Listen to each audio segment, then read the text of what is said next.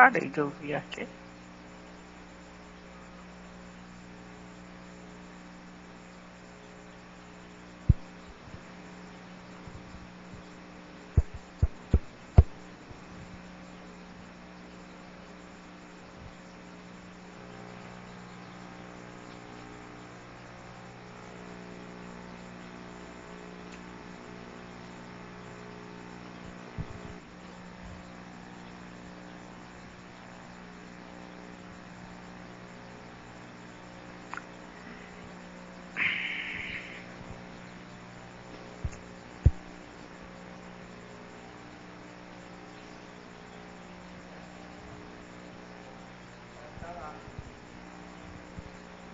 Direto do Recife.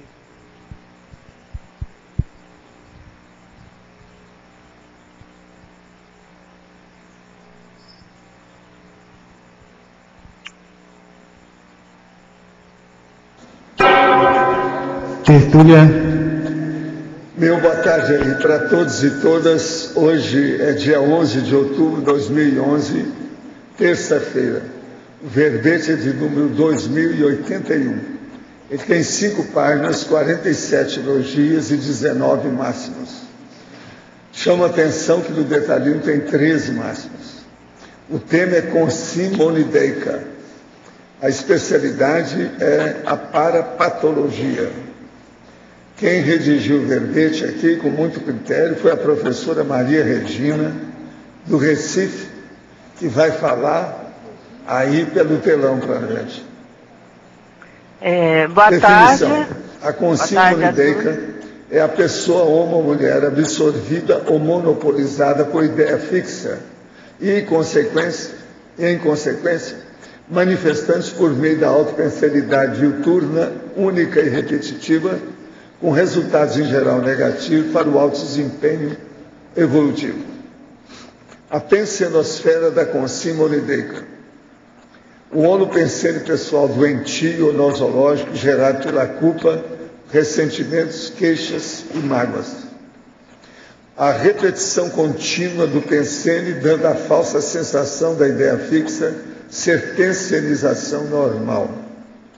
A negligência quanto ao aproveitamento dos trapores da polimatia consciencial úteis à consecução da proex pessoal e da concretização do completismo existencial. A ausência de inteligência e de criticidade na unanimidade. O egocentrismo fixando o conteúdo ideativo da consciência em si própria. A repetição dos nomes nas famílias. A repetição do nome do pai no filho. A repetição do nome do avô no neto. A repetição do nome da mãe na filha. A repetição do nome da avó na neta. Você sabe que isso tudo se baseia na questão do egoísmo. A prática repetitiva diária da TENEPS durante todo o resto da existência intrafísica.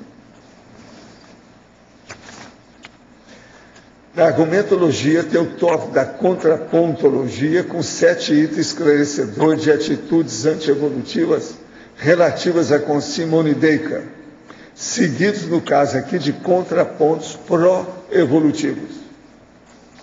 Na remissologia dos 15 itens nós destacamos anacronismo, autorregressismo, fechadismo consciencial, holopensene automimético e pactopensene. Frase enfática. As consciências absorvidas por ideias fixas encontram-se enredadas nas teias da monopensenidade e fechadas para a vivência evolutiva dos fatos e parafatos oferecidos pela própria vida. Você já avaliou a qualidade dos autopensenes? O resultado da avaliação revela abertismo à investigação plena e cosmoética dos fatos e parafatos? A bibliografia tem uma fonte bibliográfica. Agora, questionamento. Como evitar ou minimizar a ideia fixa?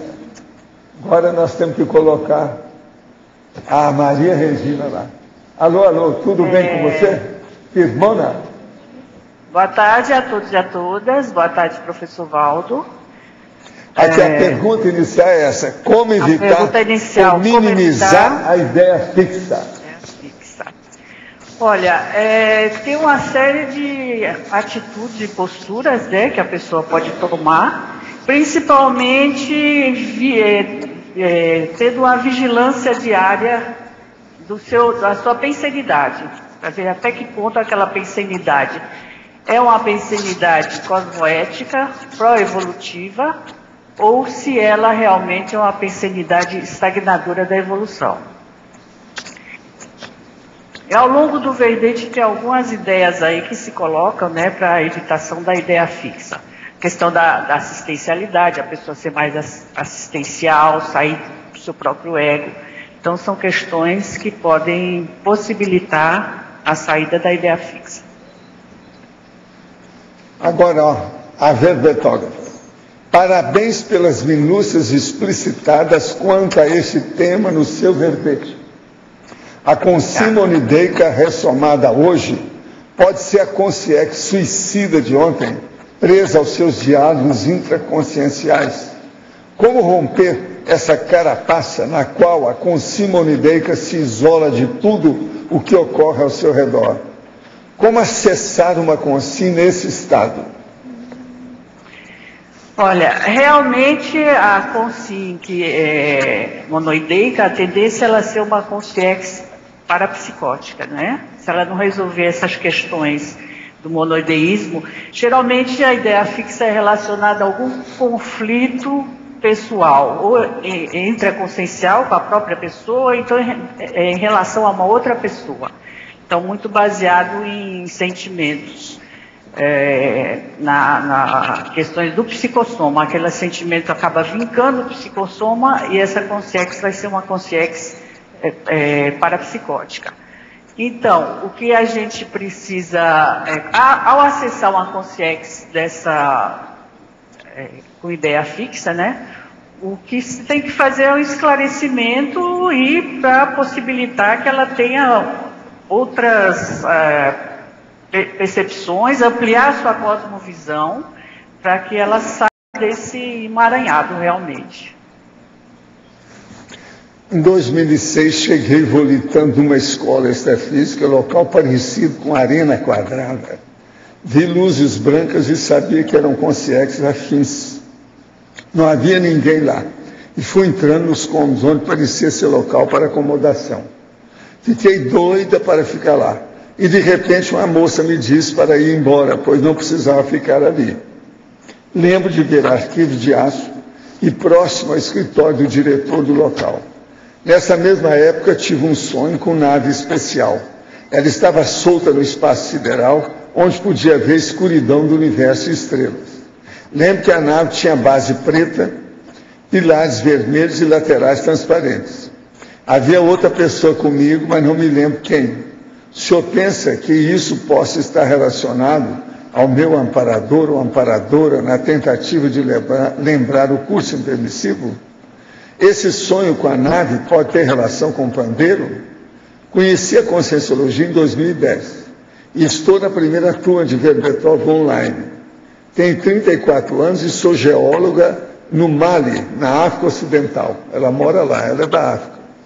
Olha, isso aí, esse segundo aí que você está falando, pode ser sim o pandeiro. O primeiro não, porque é uma arena quadrada, lá não tem nada disso, o pandeiro era redondo.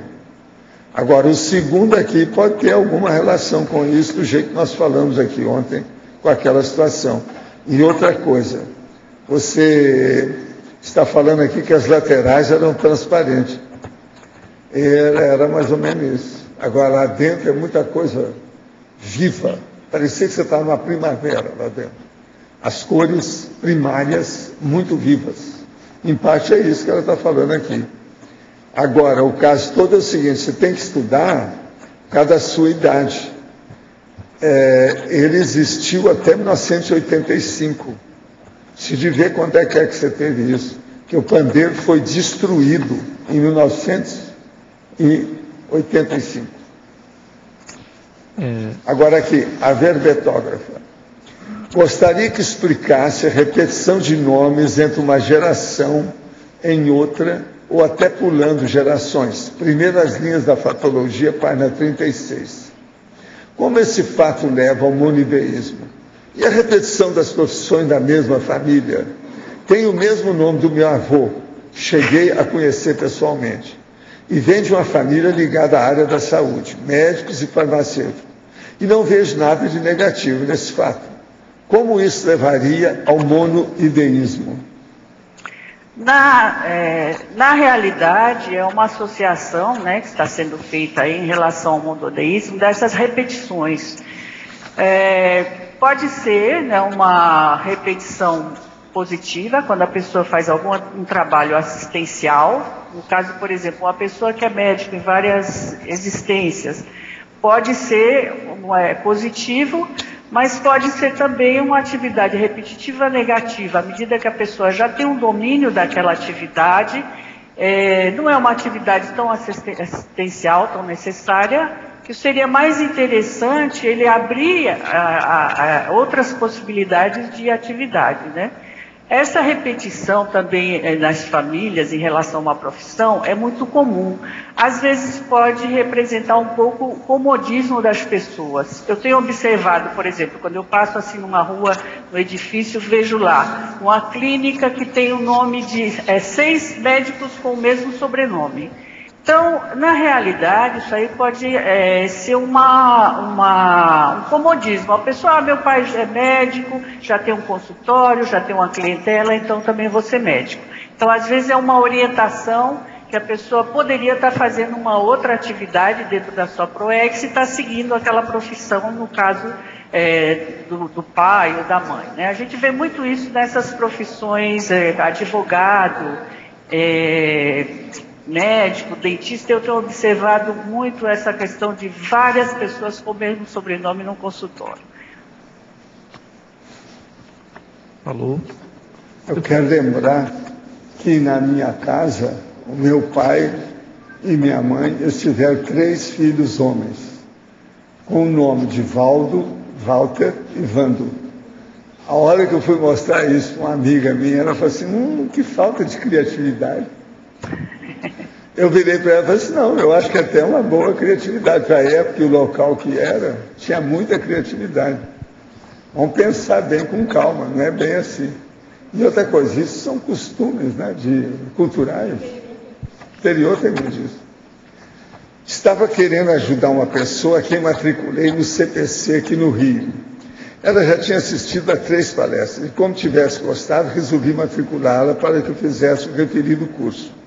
Agora a pessoa não quis mais fazer porque começou a se sentir muito mal, vomitando, tendo dores do corpo, depressão, confusão mental. Além de ter sido alertada por várias pessoas que conhecem a não fazer o curso, pois seria perigoso, a mim os assediadores também atacaram, porém eu estava firme no propósito de combatê-los. Nesse caso, pelo visto, os assediadores venceram. O que poderia ser feito a respeito? Desassédio. Mexe na energia, vê o que você faz. Lendo agora aí, para a nossa amiga, aí a professora Maria Regina. Lendo esse verbete, percebi que o meu ex-marido é consimmonideica, pois desde que perdeu tudo e não conseguiu se refazer, foi perdendo também a fé e o encanto pela vida. Ele era projetor consciente, médio ativo, interassistencial, e hoje se encontra completamente perdido. É frio, irônico, apesar de ainda ser pessoa boa de coração e honesta, mas brinco dizendo que isso é básico. Ontem ele me contou sobre outra mulher que se envolveu com ele no passado recente, e um amigo dele agora se interessa pela mesma mulher, mas não sentia energia boa sobre isso. Gostaria de pedir que colocasse o nome dele na sua TENETS. Está dando o nome aqui da pessoa. Estou muito preocupada com ele e não sei como ajudá-lo. Ele diz que se os mentores desistirem, não teriam deixado a ele chegar na situação que chegou, ou seja, ele se revoltou com o plano extrafísico. Mas também devo confessar que foi muitíssimo testado. Me diga o que mais posso fazer para ajudá-lo. Olha, paciência, vai com calma e põe energia no assunto, que às vezes vai ajudá-lo mais. Gente, eu quero dizer para vocês que o 2º Congresso Internacional de Verponologia já tem 31 pessoas, eles estão começando. Desde aquele dia que eu falei, já aumentou aí 1/3 da turma. De modo que eu espero que vocês, aqueles que não viram isso, fiquem sabendo. A data é no dia agora 16, daqui 5 dias. De modo que nós esperamos vocês. Vai ser lá no discernimento. Verponologia. Olha bem isso aí. Eu quero dizer a vocês que eu aqui nas tertúlias evito ao máximo parecer que estou impondo meu gosto aos outros. Nós aqui fazemos pesquisa e eu não gosto de convencer ninguém. Eu falo e informo só, mas eu não quero convencer. Eu estou falando isso porque há sempre um modo da gente falar e o povo às vezes acha que eu estou tentando fazer uma imposição de ideia. Eu não tenho disso. A minha intenção não é essa. Agora, eu queria falar uma coisa para vocês, que é o processo sobre a homossexualidade. Existe aqui um livro que eu estou vendo hoje, Cinema e Loucura, que tem dezenas de filmes, que é Conhecendo os Transtornos Mentais através dos Filmes. Isso é da Arte Média. O livro é da Biblioteca Arte Média Psiquiatria, a parte de psiquiatria. Então, o capítulo 10 do livro é muito interessante porque vai contra esse processo que tem aí, inclusive na ONU e no governo, e em várias áreas, sobre o processo de sexualidade e de homossexualidade. Eles mostram aqui que transtorno da sexualidade, e o negócio todo está falando aqui tudo, e os pingos nos is. Outra coisa, não adianta falar que a homossexualidade é um traforte, é uma virtude, e procurar exaltar do jeito que o povo fala. É psicopatia, que está diagnosticado aqui, com todos os Fs e Rs. Mostra, inclusive, o processo disfuncional que eu falo, que é o processo da antifisiologia. Quer dizer, a psiquiatria está consciente do assunto. Não é do jeito que o povo fala, que está todo mundo só exaltando a homossexualidade. Porque o que eu vejo é o seguinte: se nós começarmos a exaltar um processo que é um transtorno, ou seja, uma doença, no caso aqui, uma psicopatia, quer dizer, uma doença mental, um transtorno mental, que é isso? Conhecendo os transtornos mentais através dos filmes. Eles estão dando até os filmes que tem isso. Então, daqui a pouco nós vamos exaltar o câncer. Não, isso é muito bom. Vamos exaltar a hanseníase. Como é que é possível um negócio desse? A homossexualidade é a mesma coisa. Agora, então, nós temos que começar a entender isso. A psicologia se rendeu a isso. A ONU se rendeu a isso. Ninguém fala no processo da disfunção. Agora, a psiquiatria está falando aqui, mas tudo bem claro.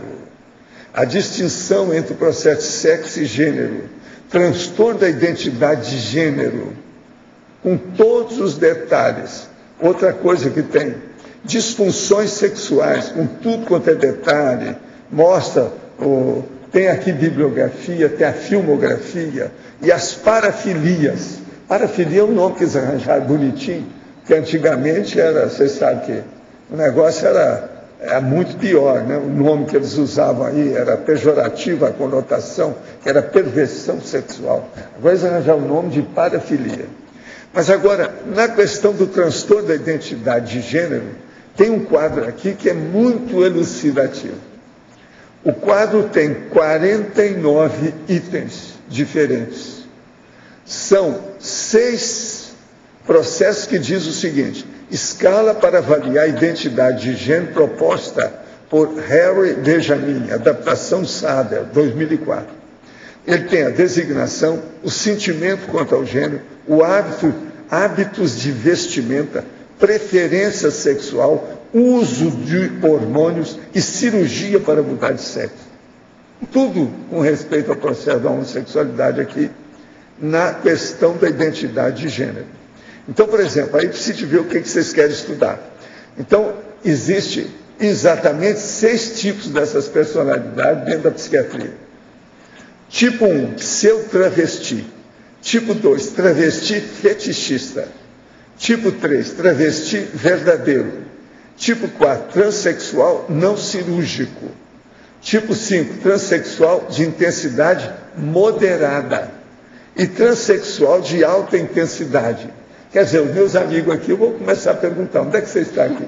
Quero te classificar aqui dentro, para ver. Agora, aí cada um desses estuda o sentimento quanto ao gênero. Como é que é? Então, por exemplo, a transexualidade de alta intensidade, o sentimento quanto ao gênero, ele é feminino. Hábito de vestimenta, vive e trabalha como mulher. Preferência sexual, desejo intenso de se relacionar com homens no papel de mulher. Uso de hormônios, sim, ele usa hormônio. Cirurgia para mudança de sexo, incisivamente solicitada.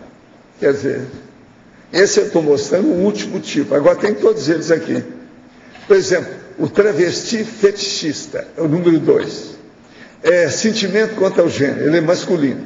Hábito de vestimenta, masculino, transveste periodicamente. Preferência sexual, mulheres, mas também homens. Uso de hormônios, raramente interessado. Cirurgia para mudar de sexo, não considera. Pode considerar apenas em fantasias. Mas ele não assume. É aqueles que vestem a roupa da mulher, que negócio todo. Agora, gente, esse livro é fora de série e ele dá também os filmes todos. Por exemplo, nessa área da identidade do gênero tem os títulos de filme: Meninos Não Choram, Transamérica, Traídos pelo Desejo, Priscila, a Rainha do Deserto, e também aqui, para o Ong Fu, Obrigada por Tudo, Júlio Neymar, que é igual a Priscila do Deserto. Madame Satã, outro, Gaiola das Loucas, esse é muito falado. Stardust, o Mistério da Estrela, e também Quanto Mais Quente, Melhor. Todos esses são de transtorno de gênero. De modo que, depois dessa, quando o povo vir falar qualquer coisa, a gente mostra esse livro. Está aqui no meu camarim aí, que o povo pode ver quando precisar.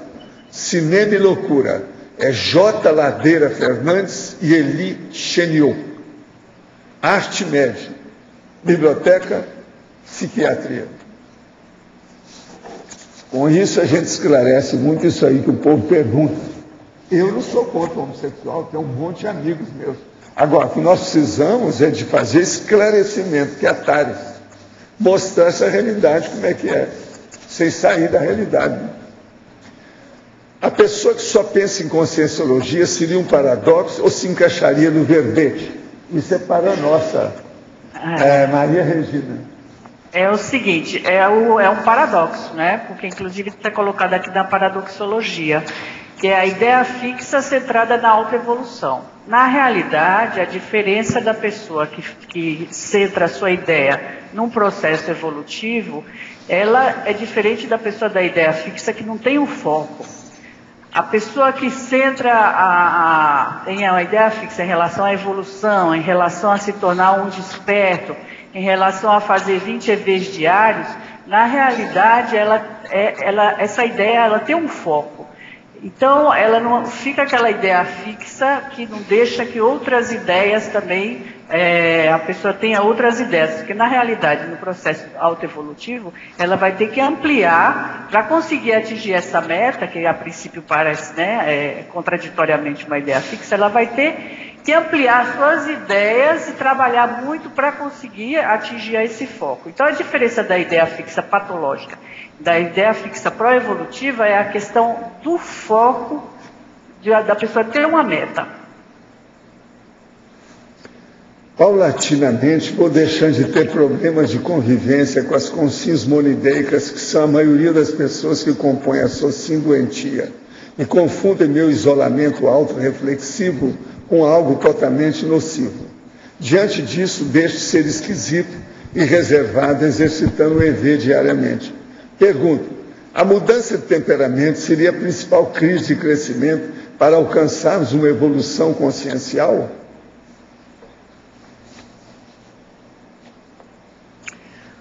Olha, na realidade, a pessoa não precisa se isolar, né, das outras, mesmo das consciências que a gente acredita que estão no outro nível evolutivo.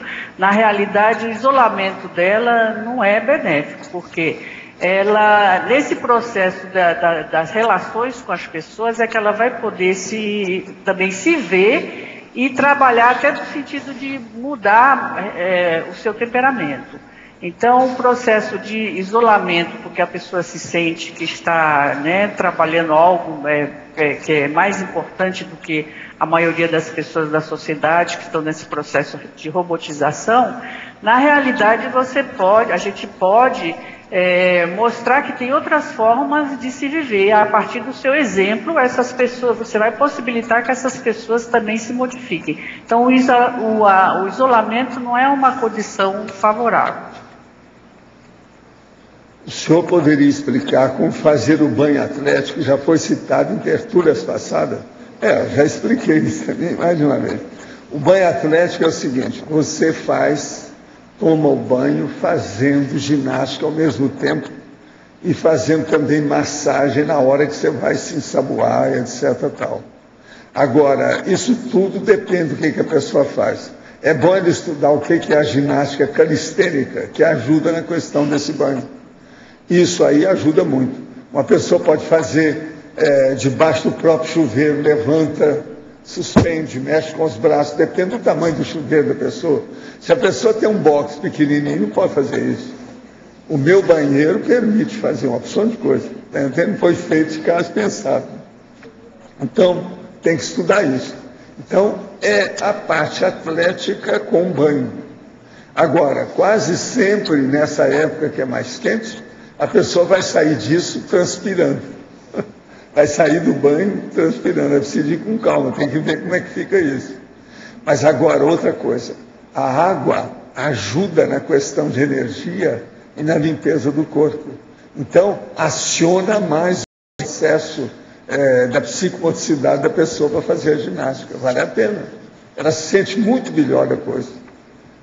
Só ver. Um banho pode reanimar demais uma pessoa. Agora, esse banho atlético não é mais ainda. Agora, as técnicas para o banho propriamente dito, depende da pessoa, o que ela faz, como é que é. Olha os processos de ginástica calistênica e vê o que você precisa. Eu, por exemplo, atualmente, uma das coisas que eu preciso, que eu sou octogenário, eu preciso trabalhar com minhas pernas. Então, o negócio é levantar, suspender, colocar o calcanhar no traseiro. Você está entendendo como é que é? São vários exercícios para mexer com as pernas. Porque eu ando na esteira, mas isso é um tipo de manifestação. É preciso fazer outros, para eu não ficar com as pernas bambas, porque senão daqui a pouco, na minha idade, todo mundo está arrastando o pé por aí afora. E eu ainda não estou.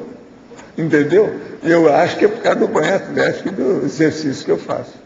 Eu ando na esteira, com a minha idade, 5.1, meia hora, entende? Isso não é também qualquer um que aguenta. E outra coisa, meu batimento cardíaco fica em 75, 80, por aí, tudo normal, sem nada. E sai de lá e eu não fico como se estivesse nas nuvens, porque a pessoa que sai da esteira e parece que ela está nas nuvens, mostra que ela está fora de forma. Eu não. Eu estou bem, estou do mesmo jeito. Às vezes me dá até vontade de continuar, eu não faço, porque aí já é a endorfina, porque a endorfina é a cocaína do corpo. Pode viciar a gente. Se deixar, eu vou. E não pode. Agora, eu tenho uma televisão que eu coloquei na frente, né, para ficar igual no fitness, né, na academia, né, daquele jeito para você. E outra coisa, põe mais alto devido ao barulho, porque a pior coisa que tem a esteira é o barulho dela. Aquilo perturba. E outra coisa, se ter cuidado na esteira em certas coisas. Por exemplo, se você põe uma música, pode ser até uma música aí clássica, né? Alguma melodia aí mais clássica. Mas se ela for de tipo marcha, ela vai influenciar no jeito de você andar na esteira. Então, isso aí também precisa ver, porque senão cria problema para a pessoa. Vai dar até inibição com o tempo, dá uma opção de coisa. Eu estava usando isso, começou a me dar um certo processo, tipo de compulsão dentro do problema. Depois eu superei o troço. Mas estudar, devido ao processo mecânico, é o cerebelo. Isso é um fato. O que o senhor acha da consideração de Charles Theodore Tart quando afirma que o estado alterado de consciência é qualquer estado consciencial diferente da vigília física ordinária? Não, é um tipo de classificação. E eu falo sobre essas coisas no Projeciologia. E eu considero importante a explicação do pesquisador, mas pesquisa outros meios para explicar didaticamente, mais próximo ao paradigma consciencial. Seria bom você ler o Projeciologia. Olha lá os processos xenofrênicos, que tem os tipos de manifestação dos estados conscienciais. São os estados xenofrênicos. Posso? Tá falando? Tem uma expressão na página 36, na fatologia, penúltima linha, a uniformidade da autenticidade. Eu queria pedir para a Maria Regina aprofundar um pouco mais essa expressão. A uniformidade na autenticidade. Na realidade, eu fiz aí uma associação com o monoteísmo, mas aí é um aspecto positivo, né? Por quê? A uniformidade da autenticidade. A pessoa, quando ela é autêntica, ela é uniforme, ela não é bifronte.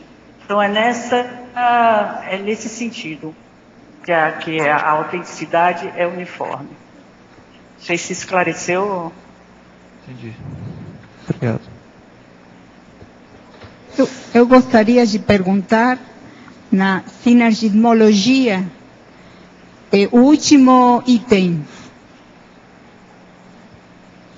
O sinergismo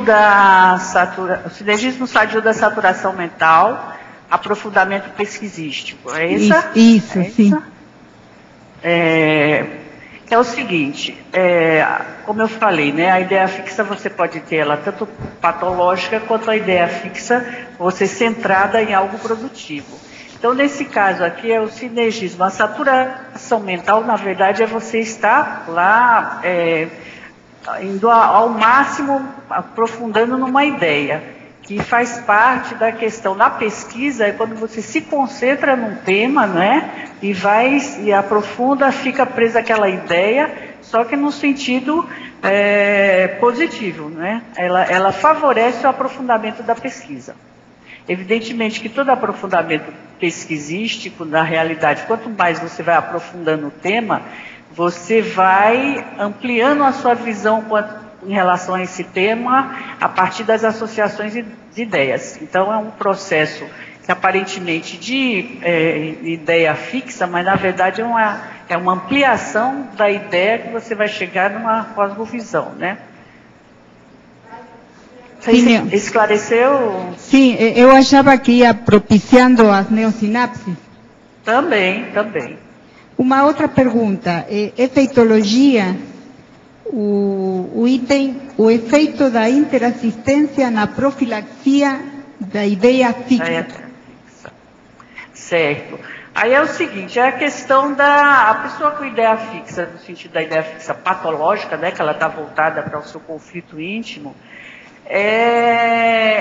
a pessoa está sendo aí muito egóica, egocêntrica. Então, à medida em que ela sai de si para fazer assistência, é um movimento realmente que se inicia um processo da higienização mental, da profilaxia da ideia fixa, porque ela não vai mais ter condições para assistir uma pessoa, você vai ter que compreender o que essas outras consciências. Então, é um processo de saída do egocentrismo próprio da ideia fixa patológica. Tá claro? Regina. Oi. Tânia Guimarães. Página 36. O último princípio. Fala um pouco como é que você entra em principiologia. O princípio do isso não é para mim? Isso. Fala um pouco como é que você atua com esse princípio. Esse princípio eu vi naquele verbete, o verbete principiologia. E é um princípio que eu aplicava muito a mim, né? Assim, quando eu vi alguma coisa complicada para eu fazer, eu falava, não, isso não é para mim.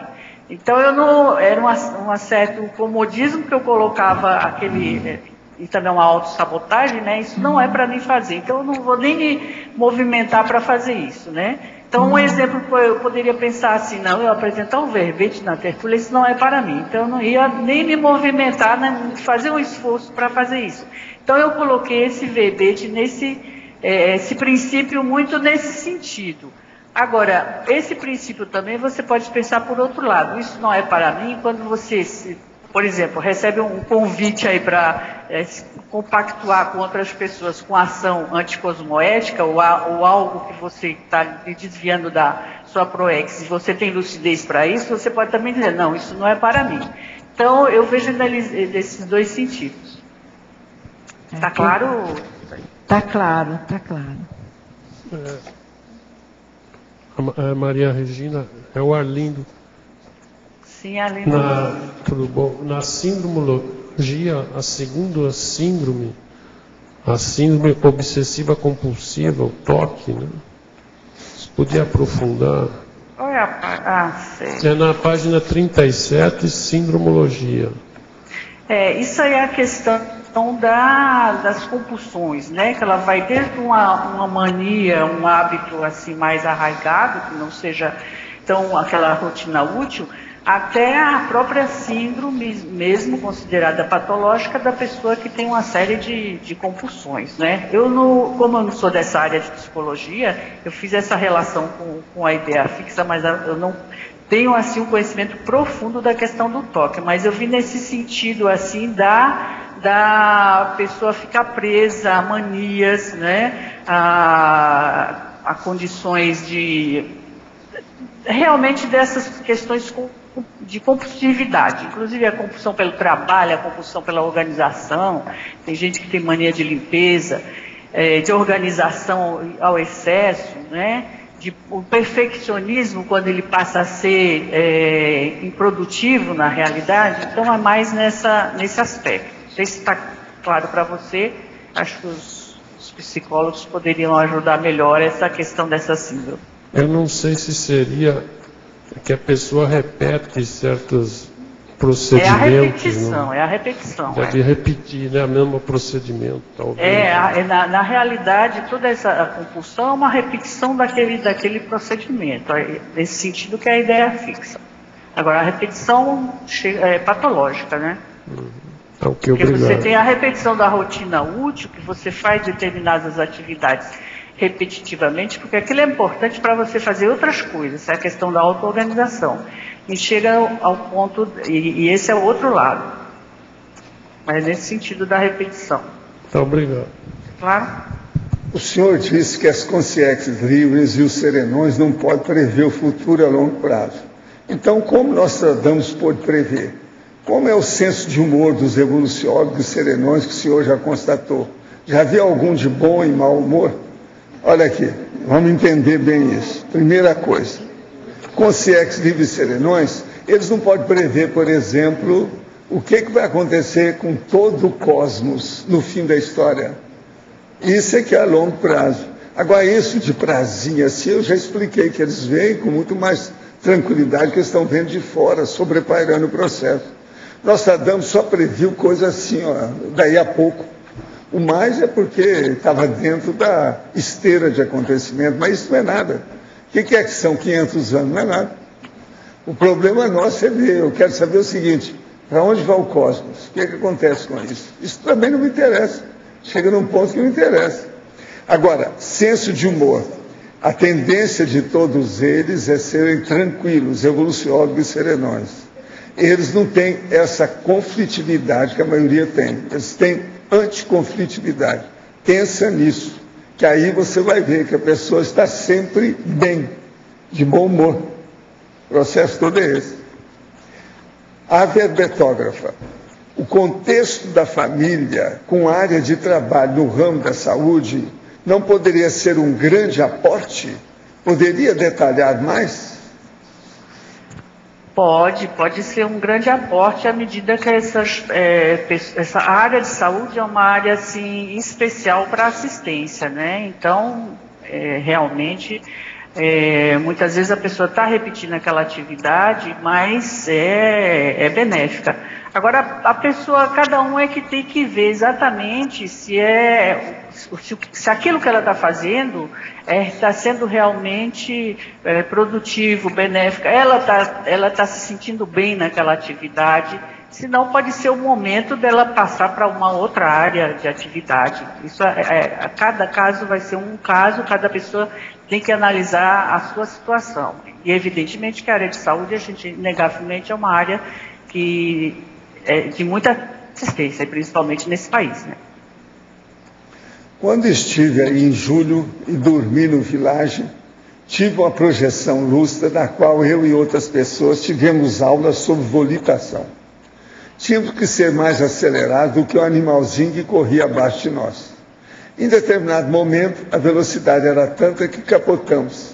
E me lembro que caía um riacho, mas na hora da queda aconteceu um blackout. No local da experiência tinha um sol imenso e iluminado. E a aula era em um grande gramado verde. Achei que fosse o CAEC. Era o CAEC ou um local extrafísico? O que devo compreender sobre essa experiência? Não, possivelmente era o local físico, só que era no horário claro, de sol. Tudo pode acontecer, eu já tive experiência disso assim. Agora, o melhor que você faz é anotar a experiência com detalhes, tudo que você puder, e guardar, fazer o arquivo. Com o tempo isso pode ficar mais claro. Agora, a verbetóloga. Em Paradoxologia, página 37, o paradoxo do monoideísmo centrado na autoevolução. Poderia ampliar e exemplificar esse paradoxo? Por exemplo, é o que a gente já fez alguma referência, né? A ideia fixa centrada na evolução. É diferente, a pessoa tem um foco, que ela prioriza as atividades em relação àquela ação, é mais no sentido da pessoa ter determinação para uma determinada ação, e uma ação que vai ser benéfica para a pessoa.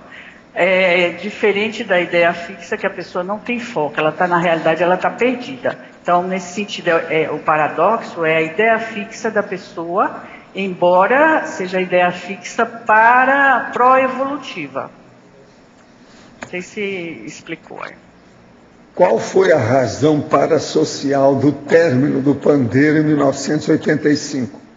Existe alguma relação com a turma que ressomou por volta deste ano? Pergunto, pois sou de 84. Não. O problema todo é o seguinte: o pandeiro foi feito para a gente fazer uma espécie de aproximação entre os projeciólogos e projetores conscientes de tudo quanto é tipo, visando, objetivando a conscienciologia. Agora, aquilo era para arregimentar essa população, principalmente extrafísica, mas tinha também gente física. Agora, terminou tudo em 85, porque foi aí que eu preparei, que o meu livro já estava pronto para publicar. Eu demorei 19 anos fazendo projeciologia. Eu publiquei em 86. Então, o problema foi esse. Aí já não tinha mais razão e eu precisava de atender os processos desencadeados pelo livro. Não teria muito mais chance para sair do corpo para ir lá, para atender aquilo, porque aquilo me dá muito trabalho. Entende? Foi mais de 10 anos que o negócio aconteceu. E o negócio, praticamente toda a reunião séria que teve lá, eu compareci. Eram verdadeiras assembleias, e às vezes tinha gente demais lá dentro. Então eles desativaram tudo, acabaram com tudo em 85, por causa disso, porque não tinha mais razão de ser. Agora, o senhor falou da arquitetura externa do pandeiro, né? Sim. Ontem. Ele, internamente, ele tinha algum tipo de divisória ou era só um ambiente? Não, ele era um ambiente só, e do jeito que nós estamos fazendo aqui. Isso aqui, por exemplo, é um mini pandeiro. Você está entendendo? Lá era enorme o processo. E tinha também galerias em cima, uma opção de coisa dentro, que o povo que não estava afeito ao processo. E tinha a turma que ficava mais embaixo, que era da turma de debate, de discussão, daquilo que está sendo falado. Agora, tinha pauta em cada reunião dessa, seriamente. Agora, comigo, aquilo foi muito bom, porque fez com que as pessoas se lembrassem de mim, para saber quem era. O pandeiro foi feito para o Zé Filho. Você tem uma ideia. Está entendendo? Mas no centro, ficava só o senhor ou ficavam... Não, tinha uma série, todos os grandões. Às vezes eu estava lá, nem aparecia. Está só de olho para ver o que está acontecendo. E vinha serenões, vinha evoluciólogos, tinha tudo ali. Outra coisa, esses meus amigos aí que apareceram aqui até ontem, esses 5 parapreceptores, eles sempre estavam lá, tem uma série deles. O transmentor orientava o estudo lá comigo e tal. O tal mal é que me dá mais força, junto com o enumerador, para a gente aparecer direitinho. Agora, outra aqui. Sobre o pandeiro, podemos dizer que em 1985 foi um divisor de águas. Foi por causa da publicação do livro. Em que especificamente sua vida mudou, em quais aspectos? Devido ao livro. Como foi a participação do Steve Jobs no pandeiro? Não, ele apareceu do jeito que tinha a turma lá do Vale do Silício. É o povo que está mexendo com informática. Tinha muito disso. Então tinha várias áreas. De vez em quando esse povo aparecia. Ele era dessa turma. Agora, tudo indica, está na cara, que alguma coisa ele guardou. Porque para fazer aquele desenho, eu não conhecia aquele desenho, eu não sabia nada disso. Para fazer aquele desenho é demais, é muita coincidência. E outra coisa, ele era perceptivo, ele era sensitivo, muito sério, recebia mensagem, tudo, na cabeça dele. Ele era médico. Agora, o que eu quero ver é o processo de tóxico, porque todo mundo que usa tóxico, quando entra nisso, cria problema. Agora, o que se passa? Vamos entender bem. O pandeiro funcionou a toda entre 1975 e 1985. Ele tinha de 20 a 30 anos nessa época. É justamente a época que aparecia um monte de rapaz, de moça, tudo, quando era assim. Que o povo saía do corpo, que é uma fase mais fácil. Que o povo é mais novo. Foi? Então foi antes do processo dele aparecer lá. Pode ser que eles tenham levado para ver se ele melhorava. Mas agora isso é que deve ter dado o processo do câncer nele. Agora, o senhor saberia dizer quem foi Steve Jobs no passado, que inventor ele foi, qual grupo que ele fez? Não, eu não sei. Tem um monte desses camaradas aí, em matéria de ciência, aí, descobridores, inventores nessa área. É muita gente que tem. Agora, uma coisa que é interessante é o seguinte, por exemplo, lá tinha homens e mulheres. Vocês vejam que faz pouco tempo teve a Stefania aí, que a gente viu que ela esteve no pandeiro, e ela provou para mim com opção de cor bem claro. Agora, esse aqui já é homem. Agora, a coisa mais ou menos da mesma época. Agora, ela foi antes de nascer, ele foi depois que nasceu. Bem claro. Ele possivelmente, se ele usou o LSD em 74, eles levaram lá para ver se melhorava o cara. Porque ele deve ter desviado aí. Então, acertaram o cara depois. Porque vocês sabem, se vai mexer com o processo, é um problemão. Pois é, porque ele teve no Oriente, parece, teve uma opção de coisa. Pois é. São os guias cegos, é um perigo isso aí. Cláudio, você já tinha falado antes que Steve Jobs esteve no pandeiro, aqui na TV? Não, nunca falei nada. Eu só falei que eu era interessado nas coisas dele, que eu considerava muito, que eu queria saber, que outra coisa, que ia sair até uma biografia dele, que eu queria ler a biografia. Mas eu não falei nada. Eu só falei a hora que a mulher falou os negócios tudo claro e falou sobre esse negócio dele, que eu nem sabia que existia. O desenho dele lá, o esquema dele, ele quis fazer o que ele viu no pandeiro. Esses médicos tudo são assim, né? Tem tudo. Mas essas pessoas do tipo do Jobs, sei lá, devem sempre ter trazido essas coisas do extrafísico, porque não é possível, é muito... É lógico, todos eles são. E outra coisa, tudo tem inspiração dos amparadores. Escuta, isso aqui, ó, é o pandeiro. Só que tem um petit comitê, amostra grátis, reduzida, não é isso? Mas é. E outra coisa, não está balançando por aí afora. Porque o pandeiro era assim, né? Balançava pelo espaço. Ele é impressionante, mas ele tinha um local mais ou menos fixado, tudo bonitinho, certinho. Mas houve inspiração na forma aqui em relação ao pandeiro? Quando nós fomos fazer, eu falei, não, eu quero fazer do tipo do pandeiro. Eu falei isso tudo. Falou, tudo já. Foi feito de caso pensado. Agora, ó, para a nossa chefe aí, a professora Maria Regina. Estrangeirismologia, página 35. o stand-by patológico. Poderia ampliar o assunto para o melhor entendimento? O stand-by patológico é aquela questão da a pessoa estar parada, né, por algum problema mal resolvido. Então ela está em stand-by. Tem o stand-by que a pessoa está reflexiva, vai ser produtiva em termos de ideias, e o stand-by que é o patológico, em que ela está parada, né, de certa forma perdida, com problema sem conseguir sair desse problema. Então é nesse sentido que eu coloquei esse estrangeirismo. É a consciência mal resolvida, né? Tem até um verbete com esse tema, consciência mal resolvida. Professor? Aqui. O senhor estava comentando há pouco sobre a questão da personalidade consecutiva, tá? Você estava comentando sobre o dicionário que o senhor está fazendo, e aí eu tive uma curiosidade de entender que o seu processo de recuperação de cons, ele se deu muito baseado na sua infância, como o senhor sempre diz, né? O processo da rememoração. Mas assim, muito devagar, né? Muito lento isso aí. E a preocupação que o senhor tem toda nesse momento da sua vida é de preparar a sua próxima no intuito de colocar as senhas com os livros, né? A coisa para te ajudar com isso. A enciclopédia já está bem definida. Agora o que falta é esse dicionário que eu estou fazendo. A minha preocupação atualmente é o dicionário. Esse aí eu posso entrar com mais detalhes, que pode me ajudar até pessoalmente.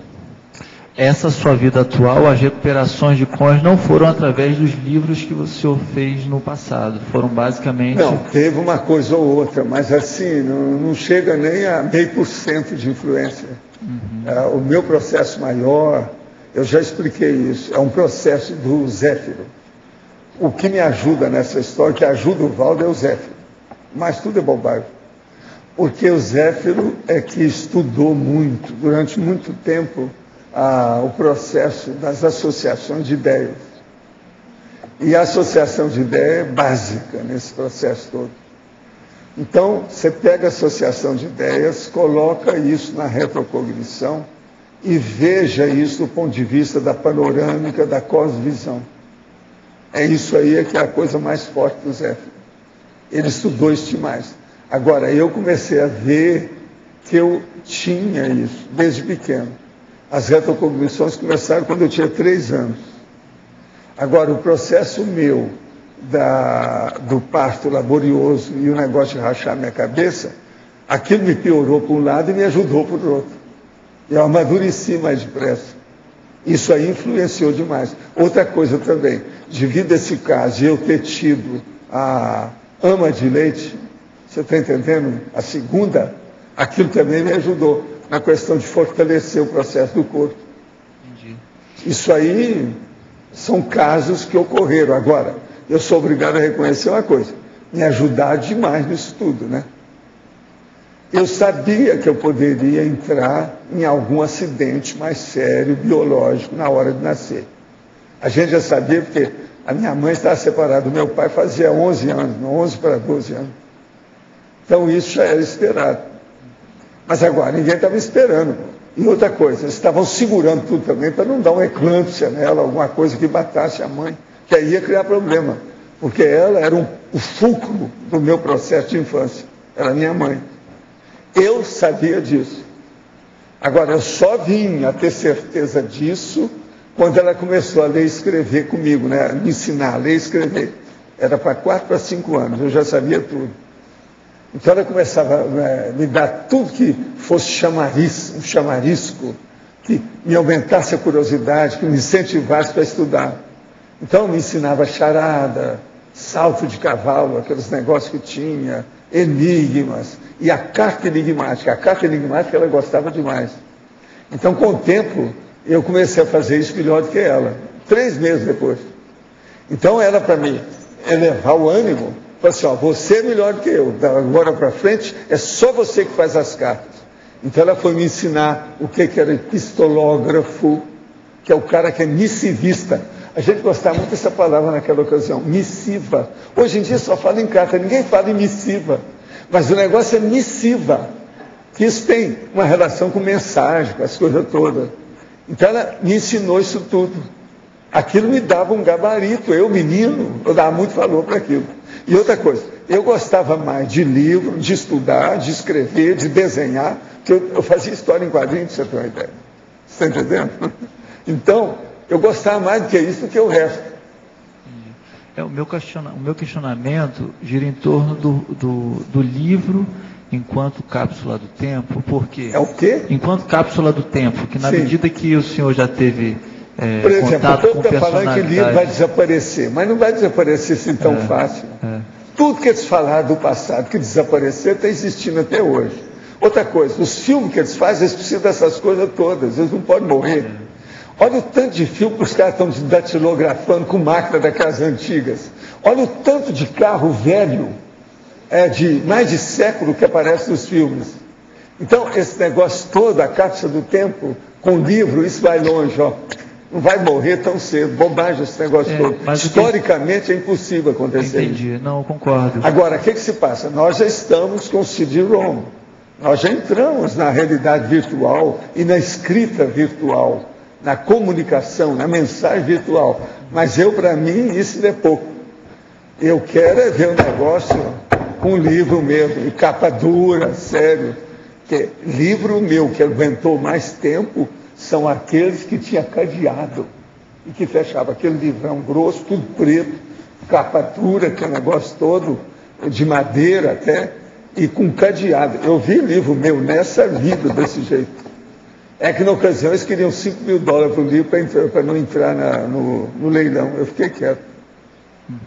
Meu livro ali era um processo sobre teosofia. E tinha uma opção das formas que eu usava na ocasião. Mas isso, muito antes da teosofia, muito antes desse negócio todo. Mas era um tipo já de livro. O jeito que é que se faz de encadernação, por exemplo, de pergaminho, aquele negócio todo, tem isso tudo. O ponto que eu queria pegar, Valdo, mais especificamente desse processo do livro da retrocognição, é que na medida que o senhor já teve contato com personalidades consecutivas, pessoas que já foram pessoas muito importantes... E você também, ela também. Não, mas a minha dúvida é justamente como que a pessoa chega sem o conhecimento, já teve até às vezes acesso ao livro que ela escreveu em vidas anteriores, mas a ausência ou o parapsiquismo... é a associação de ideias das suas retrocognições. Felipe, vamos examinar bem. Você tem retrocognição, você começa a lembrar. O que aconteceu com você? Você está dentro sempre de um elenco evolutivo do seu grupo de evolução. Aí você começa a ver quem é quem. Então você começa a entrar na retrocognição da outra pessoa que nem sabe que existe retrocognição. Ela nem sabe disso. E você sabe quem é que foi, por que foi, de que modo, tudo a partir de você.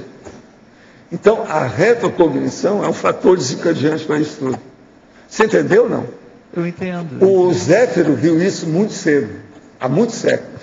Então, ele começou a funcionar com o parapsiquismo a partir do negócio para levar para o mental soma, que é o corpo do discernimento. Por isso que a minha vida toda eu me baseei nisso. Uma outra coisa, isso também é que me dá pouco processo de conflito. Conflito, eu não tenho muito conflito nas minhas coisas. Nunca ninguém me viu chorar, estar reclamando das coisas, ficar deprê. Não tem isso. Você está entendendo? Agora, sempre fui assim. Nas maiores coisas, o povo falava que abusavam de mim, porque eu era boboca. Eles não sabiam nada. Mas é que eu não tenho esse problema. Aquilo que às vezes a pessoa fosse fazer o que eu estivesse fazendo, ela ia sofrer com aquilo. Eu não. Você está entendendo? Estou entendendo. Então, veja, isso tudo depende do processo de auto-retrocognição. Exato, mas eu ainda não... o ponto que eu queria pegar nisso que o senhor está falando, Valdo, é quando que um livro que você tem acesso, que foi produzido por você numa vida anterior, e que você, na realidade, por ausência de parapsiquismo, você não consegue. Só uma coisa. Eu estava procurando a bibliografia para fazer a bibliografia do Projeciologia. Trabalhei nisso 19 anos. Rodei por tudo quanto é continente, país, etc., biblioteca e livraria. Sabia tudo na palma da mão onde é que eu podia arranjar os livros. Participei de um monte de auction, que são os leilões principalmente nos Estados Unidos. Aqueles que aguentavam, porque às vezes o negócio é muito dinheiro. Porque você não pode concorrer para o Smithsonian Institute ou com a livraria do Congresso. Não dá. Os caras chegam lá e colocam lá, dão um lance lá, engole você e acaba com tudo, você não tem dinheiro para aquilo. Mas tudo isso eu participava. Anos e anos. Ali de tudo quanto é jeito. Agora, tinha livro que eu estava procurando há muito tempo. Tinha uns que eu ajudei o cara, dei instrução para ele fora do corpo, no século XIX, como é que ia fazer o livro. Esse é que eu queria. Aí um dia eu estou rodando, quando eu acho, opa, achei, é o Álvaro. E tem lá os livros dele, tem a primeira edição e tem a segunda edição. A primeira edição é de 1864. Você pega o livro e vai ver. Olha a bibliografia, como é que não é a minha. É o meu jeito de fazer aquilo, ó. Eu já conhecia isso, ó, na época dos pergaminhos. Agora, ele seguiu aquilo, o livro dele é impressionante. 1864, é a época do Allan Kardec. A bibliografia dele são milhares de livros. Os livros estão lá embaixo, olha lá que você vai ver. A hora que eu cheguei e vi o livro dele, você já pensou o que aquilo não fez aumentar a minha retrocognição? Você entendeu ou não? Que essa retrocognição era do Zéfiro, no século XIX, fora do corpo, estava fora do corpo. Aquilo então amplia o processo. Eu comecei a lembrar uma opção de coisa da mesma época, como é que era a vida dele, o que é que tinha, como é que eu interferia ali. Eu, espírito comunicante, você está entendendo como é que é? Na época da Allan Kardec. E ele recebia aquelas inspirações para fazer o negócio. Agora, o livro dele tinha os problemas que eu sabia, eu fui olhar, que era das coisas, porque ele no início ele era contra a reencarnação, a série X. Já na segunda edição ele já abriu mão, ele já aceitou as coisas, você está entendendo? Porque o dele é baseado junto com o povo protestante, você está entendendo? O livro dele, porque é a vida futura. Negócio muito sério para falar isso, na Filadélfia, nos Estados Unidos, no século XIX. Filadélfia. Presta atenção, não é fácil o que esse homem fez. Agora, o livro dele é impressionante, o livro está aí vivo. Hein? Não, aquilo tudo eu fui dando para ele, para ele ampliar o que tinha, porque ele tinha tudo na mão. Estava nos Estados Unidos, tinha poder, estava as coisas todas, você amplia isso. Agora, já estava visando o quê? Ele ajudar o futuro Zéfiro ressomado, que sou eu. Eu já estava trabalhando para mim. A hora que eu achei o livro dele, eu fui olhar com calma, tanto que tem a bibliografia, as coisas dele, ele me ajudou muito para ver como é que era. Na ocasião eu já estava tudo entrosado, eu fui olhar e checar. Falei assim, não, eu já superei o que eu era. O modo de fazer eu já superei. Foi essa bibliografia que eu gosto, de tudo com detalhes, com minúcias, esse negócio todo. Olha lá, que dele era assim. Esse livro ajudou o senhor em que sentido, assim, mais profundamente? Ele ajudou demais na questão de marcar a cápsula do tempo. Isso aumentou a minha retrocognição do negócio. Da meada de uma gente, vida, presta atenção. Não, vamos só pensar. O Filipe escreve um livro agora. Daqui 100 anos ele tem outra vida, ele vem aí, até como mulher, é uma professora. Vai lá e pega o livro. Aí ele começa a lembrar dessa vida dele de Filipe. Tudo como é que foi. Pensa bem o que é que você não vai lembrar através do seu livro. Porque a hora que pegar, se você começar a fazer autorreflexão, vem os detalhes, porque um livro sempre deu trabalho para fazer. Agora, se o livro é seu, já pensou? O que não vai ter para lembrar?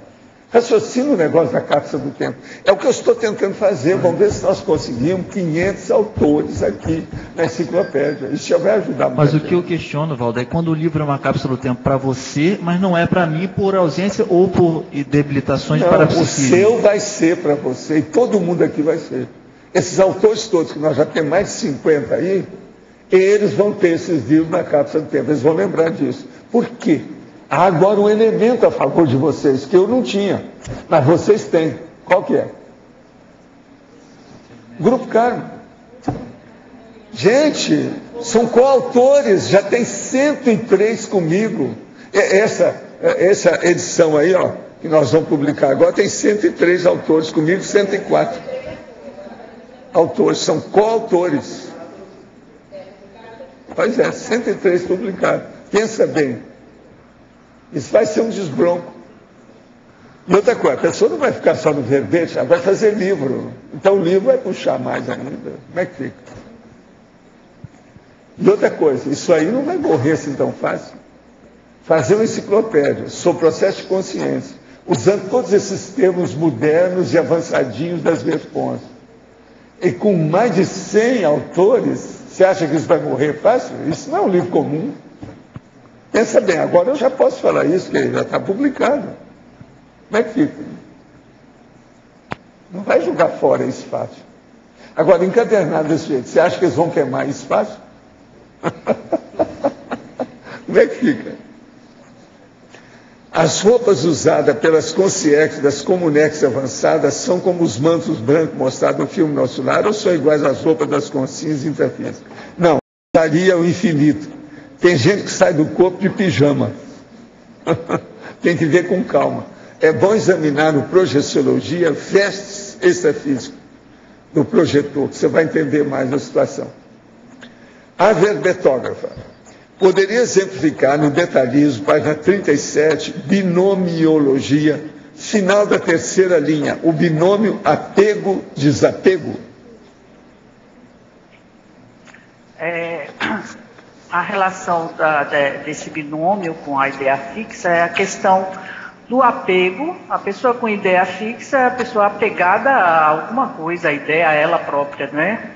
A questão do desapego seria um processo, quando a pessoa começa a exercitar esse binômio do apego-desapego, é uma forma de profilaxia dessa ideia fixa de saída desse egocentrismo. Então é nessa perspectiva que foi colocado esse binômio.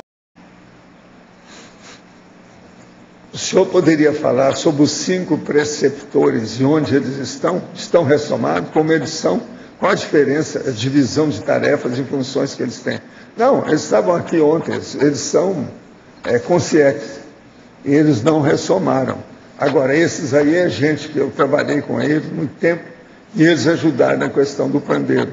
Agora, eles têm uma série de talentos em matéria de processo cognitivo, intelectivo, etc. Tal.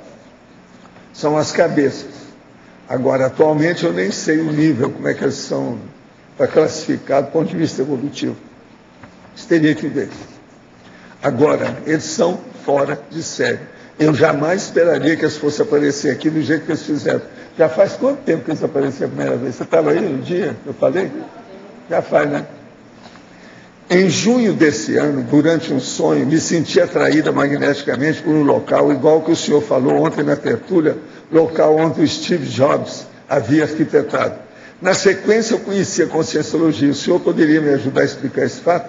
Olha, aí precisa de ver a sua idade e o que aconteceu, como é que é isso. Se você tinha alguma relação com o pandeiro. O pandeiro coloca aí o tempo de 1975 a 1985. O que é que você era? Você era agente? Você era consciex? Quem é que você era? Tem que ver aí, examinar. Essa pessoa é do Equador, está escrevendo para cá. É uma senhora do Equador. Equador. Ela está no Equador. Onde o sol. Onde o sol passa. Professor, aqui no Sim. B. O senhor poderia falar um pouquinho para nós sobre o Pombal? Eu nunca vi o senhor falar sobre a descrição dele, como era. O Pombal era totalmente diferente. O Pombal é o seguinte: o Pombal é como se fosse um grande jardim, mas feito como se fosse assim, árvores no meio e subindo, sabe? Por isso que chamava Pombal. E outra coisa, lá não tinha ruas, todo mundo volitava. Lá ainda é assim. Hein? Ficava no alto? Por exemplo, para ver uma coisa dessa, que eu já vi, tem a história do Flash Gordon. Tem um lugar da Arbórea, que era aquilo. O Pombal era daquele jeito. Tudo indica que o nosso amigo lá do Flash Gordon teve no Pombal lá conosco. Eu, quando li o gibi, eu já sabia que ele esteve. Por isso que é que ele tem aquelas ideias, que é a mesma coisa. É o que está acontecendo com o Steve Jobs. Ele esteve lá, guardou o negócio. a turma lá do Flash, eles guardaram o negócio da arbórea. Agora, o que se passa? O pombal era uma beleza, é uma beleza, porque o pombal existe. Ele ainda tem, ele é antigo, mas ele existe. Agora, o que se passa? Todo mundo lá volita, porque se não volitar, você não consegue acessar o local. Então tem o lugar, a pessoa desce, os lugares que tem, as construções são feitas especiais, como já tivesse, sabe como é que é? Um receptor, um campo de pouso, o povo que chega. Você está entendendo? Tudo é desse jeito. Agora tem como se fossem umas árvores gigantes, que aquilo cresce assim, ó, que eles fizeram, que é a decoração deles. E muita coisa azul, um azul claro, vivo, uma beleza que é o lugar lá. Sabe? Aquilo tudo desbordando, assim, ó, abrindo tudo para cima. O lugar é lindo, é muito bacana. Mas agora, existe lá aqueles departamentos, né? Eu trabalhava no departamento de assistência do povo que ia ressomar. Agora, nessa vida, eu saí, e depois de muitos anos, que eu queria voltar lá para ver o que era. Porque lá foi, no fim do meu período na intermissão, lá foi a minha paraprocedência que eu gravei. Então eu queria voltar.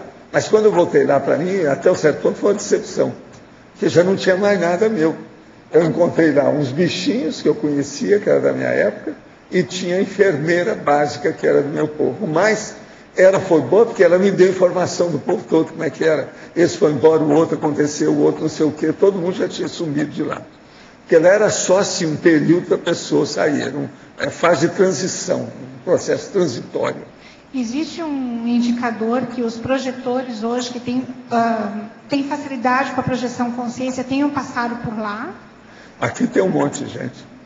E outra coisa, são muitos desses do Pombal que apareciam no pandeiro. Tem facilidade com a projeção, com a volitação. Mas agora, eu tenho várias pessoas aqui que tiveram no Pombal comigo. Pombal. O Moacir é um deles. Sim, o senhor sempre fala. Tem vários deles aí. Tem uns mais antigos aí. Tudo é de quando a quando que... Como é que é? Quando começou o Pombal? Ah, não, aquilo é antigo. É muito antigo. É antigo, o negócio é muito antigo. Agora, eu não tenho muito processo agora e sabia que ia mudar tudo por causa a interlúdio que foi feito aqui, essa Comunex. Porque o Pombal tem ainda alguma relação com o processo da Europa. Está entendendo? Antes dos o pandeiro já não tinha. Professor. O pandeiro tinha relação conosco. Ele tinha mais relação com o processo meu por causa do Brasil. Nós já estávamos mais presos a isso. Uhum. E mais ao Rio de Janeiro, que é onde eu estava. Você está entendendo? Sim. Já o processo nosso aí da interlúdio, não. É em cima desse Parque Nacional. Aqui. Mais ou menos o que corresponde a isso. Porque quando a gente vê uma Comunex, você tem que saber a correspondência geográfica daquilo que tem. É o jeito. É igualzinho a cidade, aquela Comunex da Ascensão, que eu queria ver a cidade. Então eu saí de lá e fui assim direto para a terra. Aí eu descobri que era a cidade de Patrocínio, lá perto de Monte Carmelo. Que é lá que é o lugar. Entende? Okay. Perto de Ponte Nova, Nova Ponte, que é o nome que se chama Nova Ponte, tudo ali. Que é mais ou menos. Então a gente tem que saber a geopolítica do assunto para você sintonizar direito. Sim. Ok. Uma coisa aí com o Steve Jobs. Então ele era um projetor consciente para aceder? O caso é o seguinte, você tem que lembrar que os amparadores, quando tinham interesse de ajudar uma pessoa, eles chegam e tiram a pessoa do corpo. Se é projetor ou não é, a vovozinha, não interessa. Eles tiram e levam. O problema é que a maioria, com todo o esforço que eles fazem, a pessoa não fica, ela fica sonâmbula. Ela fica um pouco semiconsciente. E às vezes aquilo dá um pesadelo. Então é preciso ver se a pessoa recupera. Mas não pode forçar a barra. Porque se força, depois vai dar problema na vigília física da pessoa. Então, por exemplo, é muita gente que a gente levava. Eu mesmo ajudava, junto com o Talmal, a tirar a pessoa para levar com a gente. Mas ele Agora, você tem uma ideia. Eu peguei, na ocasião, numa das vezes lá que eu fui sair para ver o Pombal, eu peguei e levei a minha mulher junto com o Talmal. Chegou lá, não adiantou nada, ela ficou sonâmbula, ficou toda alterada. A gente teve que voltar, deixar ela no corpo e depois voltar de novo. Então tem certas coisas que não dão. Se a pessoa tem muita prioridade, a priorismose, ela fica presa naquilo. Por exemplo, tem pessoa dessa que eu aparecia para a pessoa e mostrava para ela, com tudo quanto é energia boa, tudo isso. Aí ela ficava doida, achava que era um vampiro, pronto, entrava no corpo e ficava por isso. Quantos não aconteceu? A gente tem que desistir. Então tem que ter uma paciência terrível para tirar a pessoa do corpo. E outra coisa, geralmente você está mexendo com as pessoas que têm mais afinidade com você, que gostam de você, tudo isso. Mas ele teve alguma lucidez, assim. Como é que é? Ele teve alguma lucidez que ele trouxe as ideias, não? Pois é. Agora não adianta nada se a pessoa vai lá e ela não está lúcida. O que adianta? Fica lá aquele trubufu, o que adianta? É que isso, em vez de ajudar, piora.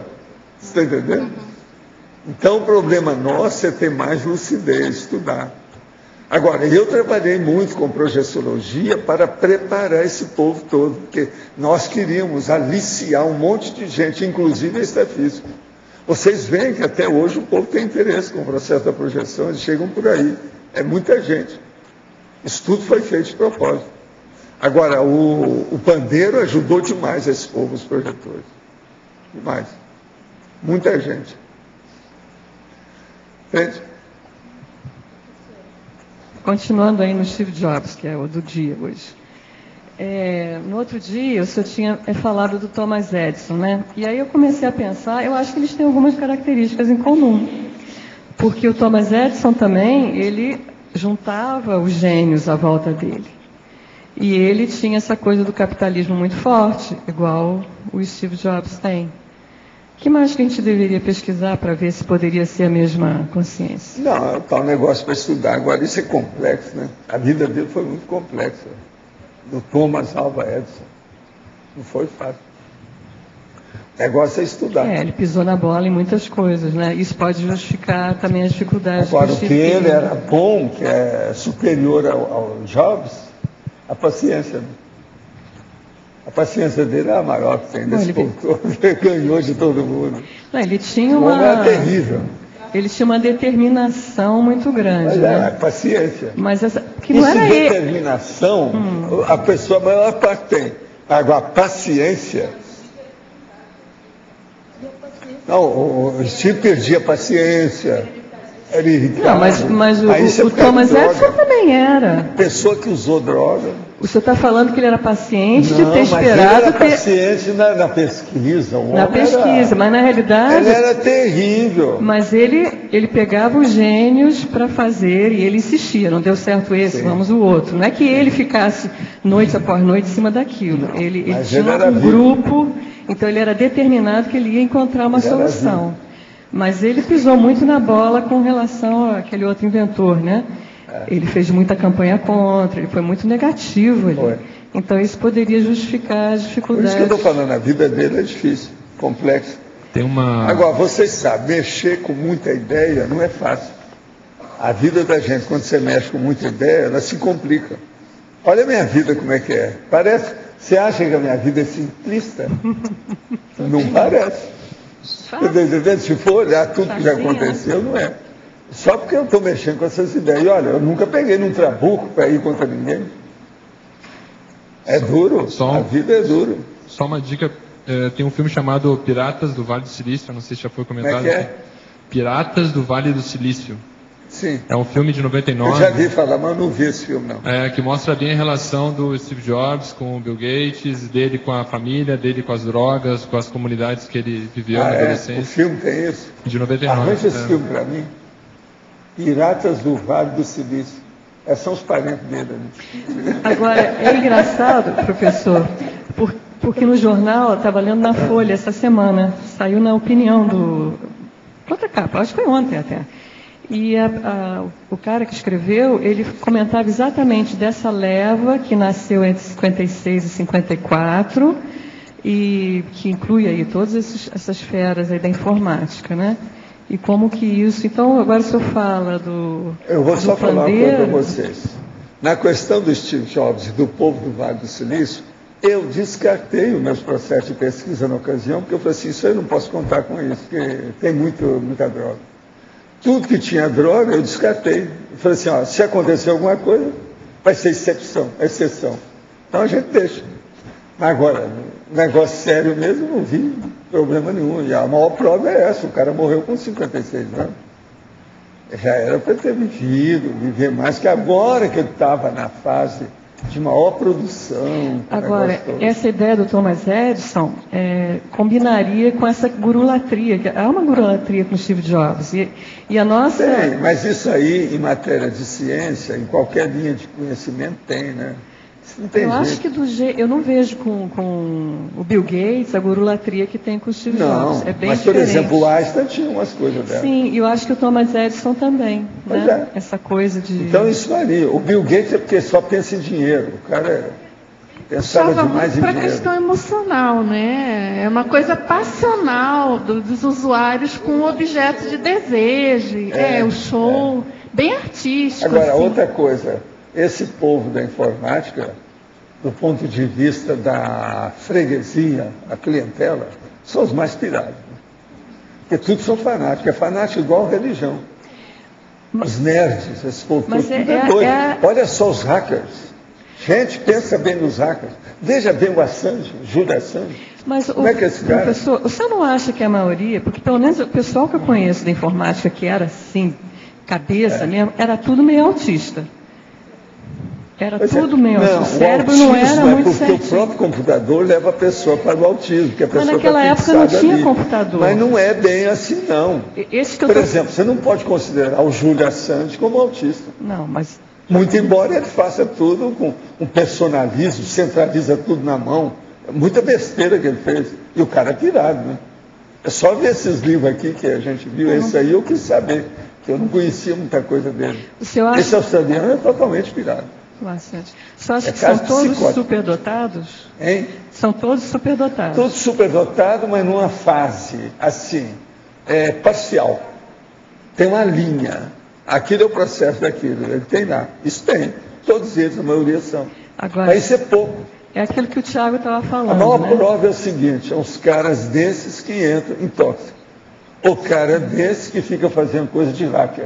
Isso aí mostra que é pirata. Mas é o que a Dulce falou, porque tem o emocional muito mal resolvido ainda. Né? Mas o emocional é que cria os maiores problemas evolutivos para todo mundo, independente disso. Por que é que vocês são melhorzinhos? Porque vocês começaram a controlar o psicossoma. Começaram, porque senão não daria. O problema todo é esse, eu já escrevi sobre isso. Os intermissivistas são bons por causa disso. Começaram a equilibrar. Mas mesmo assim, veja, quantas pessoas já atingi mesmo aí, intermissivista e com tóxico. Muitos a gente já recuperou. Mas e outros que sumiram? E os mini-dissidentes que sumiram? Tudo isso. Sempre você consegue. Agora veja, o passado, o psicossoma, a força disso, coercitiva em cima das coisas. Coerção, né? No pandeiro havia alguma estrutura parecida com o holociclo, com funções similares, com o objetivo de aumentar o discernimento? Não, não tinha nada disso. E promover o desassédio mental somático dos presentes? Não. Lá era um negócio bem assim, claro, para fazer o problema de debate, da assistência, comunicação. O negócio todo foi feito para isso. E outra coisa, aquilo não podia demorar muito tempo. Quase sempre era tudo preto no branco, certinho, em cima do lanche, as pautas, o processo todo. Mas agora todo mundo desejava ficar lá. E às vezes tinha gente que ficar lá muito tempo, independente da reunião. Nos relatos diários de Atenetes, o que é essencial descrever, poderia detalhar, comentar e dar exemplo? E quanto aos relatos, devemos tê-los no caderno e no computador ou somente no computador? Como devemos arquivar esse material? O que o senhor indica fazer? Eu indico que você leia um livro meu que chama Projeções da Consciência. Lá tem tudo. Siga o que está lá, que lá tem toda a parte técnica. Como é que faz? Eu escrevo isso tudo com detalhes. E se você quiser depois, olhe Projeciologia, que lá fala ainda com mais detalhes, ainda técnicos. Acredito que extrafisicamente existe a sede invisível devido à multidimensionalidade. Gostaria de saber se mesmo sendo casca grossa, podemos ver extrafisicamente todo tipo de consciência e assédio. Não, casca grossa não dá. É besteira, desista porque não dá para ver. Casca grossa é vítima. Como é que ele vai ser investigador? Como é que ele vai ser pesquisador sendo casca grossa? Ele nunca vai entender isso. Para fazer desassédio, não pode ser casca grossa. Isso é incompatível uma coisa com outra. Casca grossa já é autoassediado. Ele sendo autoassediado, ele é hétero-assediado. Acabou, fim de papo. Lógica é lógica. Vê se me entende aí, companheiro. E olha, vai estudar um jeito de não ser casca grossa. É o jeito. Professor, minha pergunta é para Maria Regina. Maria Regina, aqui quem está falando é Dulce, né? Tudo bem? Claro. Eu queria que você... Tudo bem? Tudo bom. Eu queria que você falasse um pouco para a gente o que motivou você a escrever sobre esse tema com Simone Deika. Olha, o que me motivou a escrever sobre o tema é exatamente porque é um pouco um diagnóstico sobre a minha situação. Eu estou, evidentemente, saindo dos monodeísmos, né? Mas foi a partir daí, de algumas questões que eu tenho, assim, que ainda... às vezes eu foco no problema, com dificuldade de sair dele. Aquele princípio que eu coloquei lá, isso não é para mim, era muito assim, um limite que eu colocava, né, de certa forma de autossabotagem, né, e ficava como uma ideia fixa, né, isso não é para mim, eu não vou fazer isso, porque eu não vou dar conta disso, então eu não vou nem me esforçar para fazer isso. Então, a partir daí, foi mais no sentido de compreender mais essa situação e estar trabalhando para a saída dela, né? Então, esse fato de apresentar um verbete na tertúlia, eu acho que é um salto assim, de consciência monoideica para uma consciência enciclopedista, já é uma mudança grande. Nesse sentido, isso está claro. Então, quer dizer, você confirma, né? Você acha que valeu a pena o desafio, então, como verbetógrafa? Valeu a pena, claro. E eu gostaria de agradecer a todos vocês aí na equipe da verbotografia, o curso, o apoio que foi dado. Incentivo para entrar logo nesse grupo agora também. Tá certo. Aguardamos o próximo, né, professor Valdo? Dentro das minhas percepções e vivências parapsíquicas, não tenho retrocognições conscientes. É a meta para esta vida melhorar e desenvolver essa habilidade. Solicito que me dê orientações em como agilizar esse processo. Quero compreender algumas coisas dessa vida a partir das retrocognições. Olha, eu só vou te dar uma coisa que vai melhorar tudo de início. Corte toda autoconflitividade.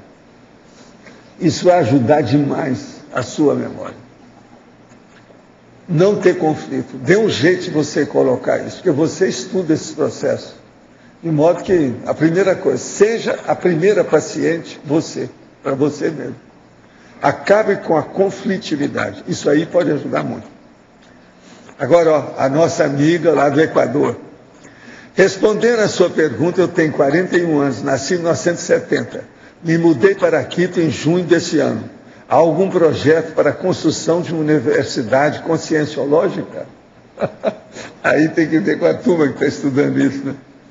Agora, veja, ela nasceu em 70. Lá foi até 85, ela pode ter estado, porque é a fase da adolescência, que eles tiravam o povo da adolescência para ir lá, até 80 e poucos. Em 87 tinha 15 anos, por exemplo... Em 82, ela tinha 12 anos, pode ser, que lá eles levavam, sabe como é que é? Nesse período, porque a pessoa às vezes está mais sensível, por isso que muita gente sai do corpo na adolescência, etc., e depois não sai. Então eles levavam, pode ser que seja. Sob esse aspecto, você tem chance. Quando mais jovem, sempre imaginava, quando conseguisse conquistar algum patamar, gostaria de construir uma pequenina ou pequena comunidade e ao longo ir aumentando, onde as casas seriam todas brancas e tudo branco, onde viveriam apenas pessoas selecionadas cosmoeticamente e onde poderia ter saído essa ideia.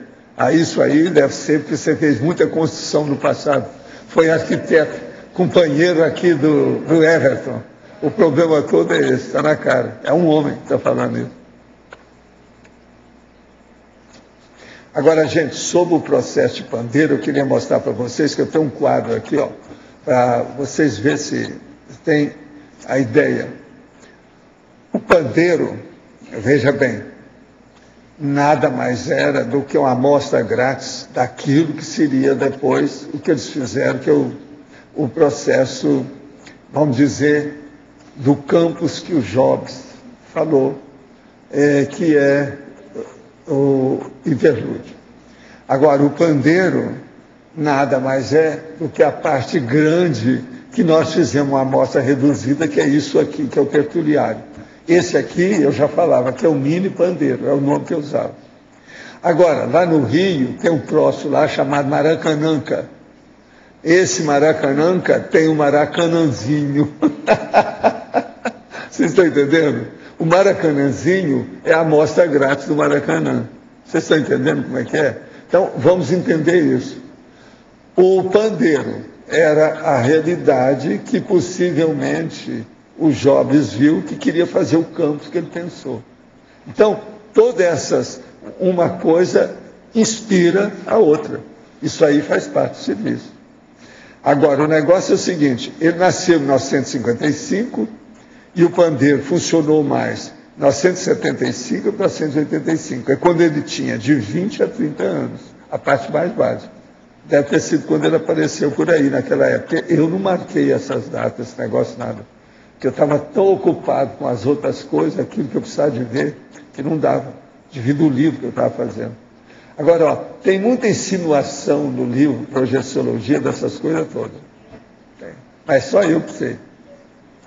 Agora, vocês, olha só, o que aconteceu com a Stephanie e o que é o Jobs. Um que estava fora, é isso que eu quero lembrar para vocês. Ela estava fora da matéria, e ele na matéria. E as épocas diferentes. Mas o pandeiro é o mesmo. Agora, gente, tem muita gente que aparece aqui que eu falo assim, esse aí teve no pandeiro, eu sei quem foi, mas não posso falar. Não tem ambiente.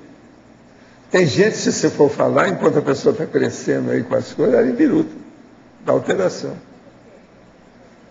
Não está na hora, né? Essas personalidades consecutivas, eu só falo quando eu vejo que a pessoa está madura. Senão não vai. Você está entendendo? Pessoa que tem crescimento, por exemplo, se chegar e falar a verdade, uma pessoa que está abaixo de 26 anos, é perigoso. Não, raciocina. O cérebro não está constituído, tem uma série de coisas. É muito. Se a pessoa não lembra de nada, não sabe de nada, mas tem uns hints, as insinuações, tem aquela tendência, estuda aí, a gente tem que estudar. Não? Você não pode acelerar o processo. Por isso que a gente fala, o estupro evolutivo é um estupro mesmo. Em vez de ajudar, piora. Se você extrapolar o processo fora de hora, ou de maneira errada, tem que ir com calma. Agora, o pior da história é que é o seguinte, quando você começa a mexer com os processos nossos de retrocognição e tudo mais, todos esses problemas, eles vão acumulando em cima da gente. Eu tenho isso para tudo, aí, tudo quanto é jeito. Agora, o melhor da história é, o pior da história, eu não sei bem, é a hora que vem os caras e reclamam da gente depois que eles dessomam. Você devia ter insistido comigo. Isso é o outro lado da moeda. Você está entendendo? Mas não dava, porque senão ia piorar tudo. Isso aconteceu com o meu sócio, né? Que foi um dos casos piores que eu vi até agora. De modo que essas coisas tem que ver. Por exemplo, vocês vejam bem, já aconteceu um caso comigo, uma pessoa que me respeitava demais as coisas todas em matéria de parapsiquismo. Eu ajudei, participei, ele seguia aquilo, isso durante anos, e aquilo envolvia milhares de pessoas.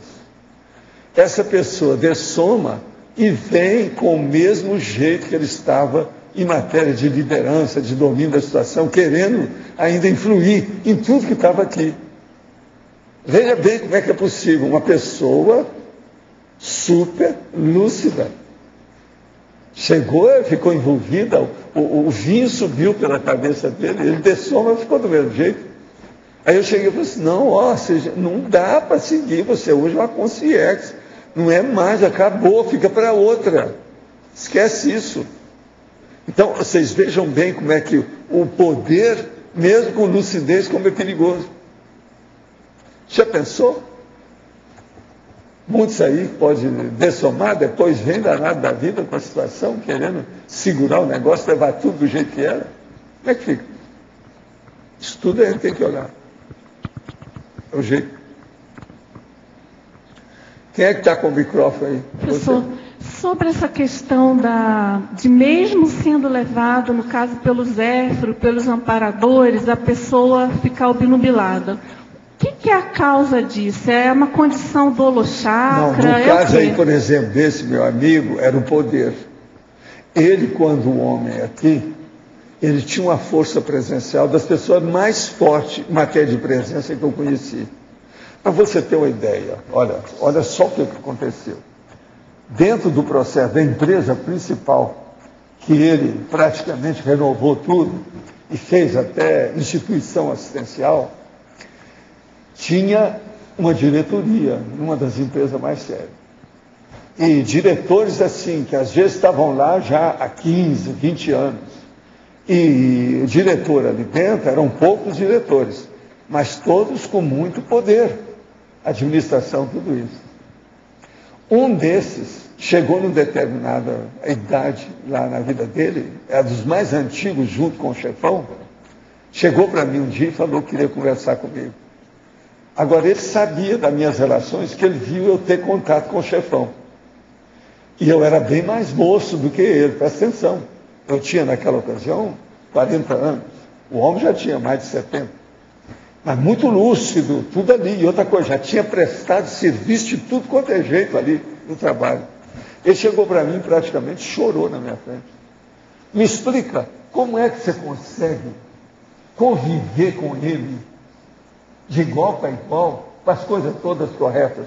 Por que nós não conseguimos? Ele colocou a posição dele junto com os colegas dele, que eles viam. Aí eu virei para ele e falei assim, ó, a primeira coisa que vocês não conseguem é que vocês estão muito subordinados a ele. Eu não estou. Eu não tenho essa subordinação. Eu não preciso de nada. Eu tenho dinheiro, não preciso disso, não sou funcionário, porque lá eu funcionava como voluntário. Você está entendendo? E tudo por cima, na cúpula da história. Então foi preciso explicar isso tudo para ele parar de chorar. O homem chorando. Porque ele tinha ideias que ele queria passar, mas o chefão não queria nem ouvir, porque não considerava. E as ideias dele eram até boas. Mais tarde eles admitiram com um jeito, antes dele morrer. Depois ele morreu. Esse diretor. Mas você está entendendo o drama de uma situação dessa? Então a gente fica pensando, né, nisso tudo, o processo é poder mesmo. E a força presencial. Quando eu falo poder, esse poder começa pela força potencial, que é o poder presencial da pessoa. Começa por aí. O que adianta uma pessoa que, ordinariamente ou legalmente, ela tem um poder enorme, se ela não tem força presencial para pegar a rédea daquele poder e levar a coisa para frente? Não adianta nada. Então, o poder presencial é uma das coisas mais sérias que tem. Você entendeu, né? Agora, por exemplo, esse nosso amigo, ele admitia tudo do ponto de vista extrafísico, o chefão lá. Ah, é? Admitia? Tudo. Por isso que ele era bom, por isso que tinha aquela força toda, a gente notava. Você notava, do jeito que é que nota comigo aqui, a hora que aparece uma consciência que muda o ambiente, muda com ele, acontecia isso tudo. Mas ele nunca se manifestava como um médium ou como um sensitivo, nunca assim. E outra coisa, sempre rodeado de tudo quanto era advogado e especialista de tudo que você pensar. O tempo todo. Agora, ele fez um belo trabalho, né? Matéria de assistência. Impressionante o trabalho desse homem. Um monumento. Entende? Um monumento de pessoa. Valdo, aqui. A respeito da PROEX, fase preparatória e fase executiva, qual foi o momento que o senhor identificou que estava iniciando a fase preparatória na vida do senhor? O que foram os indicativos? Eu, aos 14 anos, já sabia que eu ia fazer. Fase executiva, quero dizer. Que eu quis dizer. Não, escuta, Aos 14 anos eu já sabia o que eu ia fazer. Tudo eu segui uma tramitação, vendo as alterações pelos fatos. Então, por exemplo, eu queria fazer, com 14 anos, eu estava no processo do curso ginasial. Eu, então, já tinha o plano de fazer científico e, de algum modo, fazer medicina. Mas eu precisava ter o curso de medicina. Como não tinha, fizeram. E eu comecei a trabalhar na própria faculdade de odontologia. Eu fui fazer odontologia, que era do meu pai. Isso satisfez meu pai, que queria que eu fizesse odontologia para ele ficar tranquilo, que eu era o mais velho dos homens.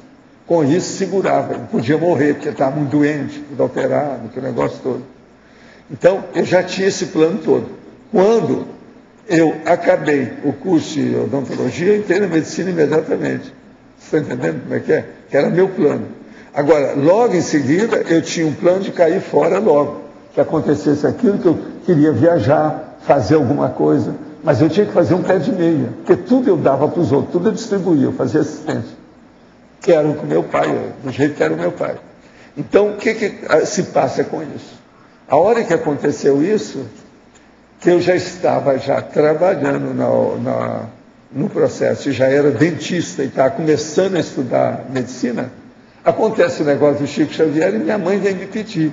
Você precisa ajudar esse movimento e o Chico, que é o líder dessa história. Vamos lá para ver isso. Aí aquilo mudou. Mas eu via que estava dentro dos conformes. Está entendendo? É tanto que eu terminei o curso de medicina junto com as coisas do Chico Xavier, os negócios tudo ali dentro. Você está entendendo como é que é? Já estava trabalhando com as coisas tudo com ele, liberado. E para o caso da pessoa que não tem tanta clareza da fase executiva dela, o que vai fazer? Começar a pensar preparação, quais são os aportes que a pessoa recebeu e o que ela está fazendo. Ela está aplicando em quê? Como? De que modo? Essa aplicação é que corresponde a isso. E dá o desconto dos fatos. Porque às vezes acontece um fato extra, alguma coisa intercorrente que não estava no gibi, que não estava programado, que você não esperava, tem que renovar, fazer a reciclagem. Isso tudo tem que fazer. Eu fiz reciclagem, eu fui infiltrado numa proporção de coisa. Por exemplo, meu casamento não estava para marcar, mas eu mesmo fui ver com os amparadores, tem isso aí, por causa do meu irmão. Não, então vou casar. Para dar a vida para o meu irmão, porque assim eu posso controlar a situação, vai melhorar a vida dele. E eles sabiam disso, por causa da minha afinidade com ele. E tudo aconteceu mesmo, do jeito que ele pensou. Agora, com isso, eu quis também ajudar a pessoa com quem eu casasse. Fui fazer uma dupla com quem eu pudesse ajudar. Mas é que a gente ajudou até um certo ponto, mas nós ajudamos tudo. Entende? Porque nem sempre dá conta, porque não está na sua mão, você não pode viver no lugar da pessoa. A dificuldade que eu encontro é justamente de, na fase preparatória, se preparar para algo que vai acontecer. Como não se sabe exatamente o que vai acontecer, você desqualifica a preparação. Por exemplo, eu fiz muita coisa em matéria de estudar, né? Sem parar, né? O tempo todo. Biblioteca, aquela coisa toda que eu fiz, isso tudo me ajudou demais. Estudo é da fase preparatória. Meu processo de desenvolvimento parapsíquico, projeção consciente, tudo eu estudei esse período todo. Agora, a fase executiva mesmo, era para mim fazer isso antes, mas eu só fiz a partir de 66, quando eu deixei o movimento espírita. Aí eu trabalhei 19 anos para fazer o primeiro livro, que era o Projeciologia. Tudo já de caso pensado. Eu já estava marcando, já estava fazendo um acervo do material todo para escrever o livro. Agora, demorei 19 anos, porque aí eu comecei a fazer viagem, pesquisa, houve os processos todos do pandeiro, tudo é nesse período. Entendeu?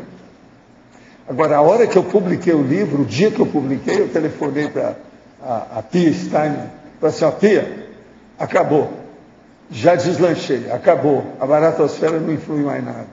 Por quê? Tinha dado um incêndio do lugar que estavam os originais do livro imprimido.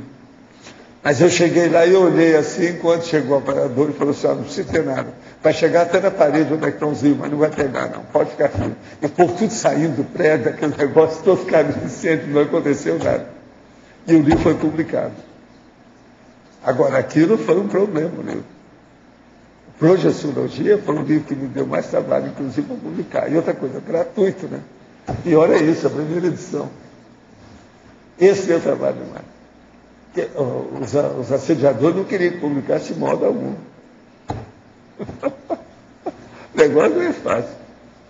Esse foi o que deu mais trabalho. Todos eles, até hoje, na minha vida. Não foi fácil.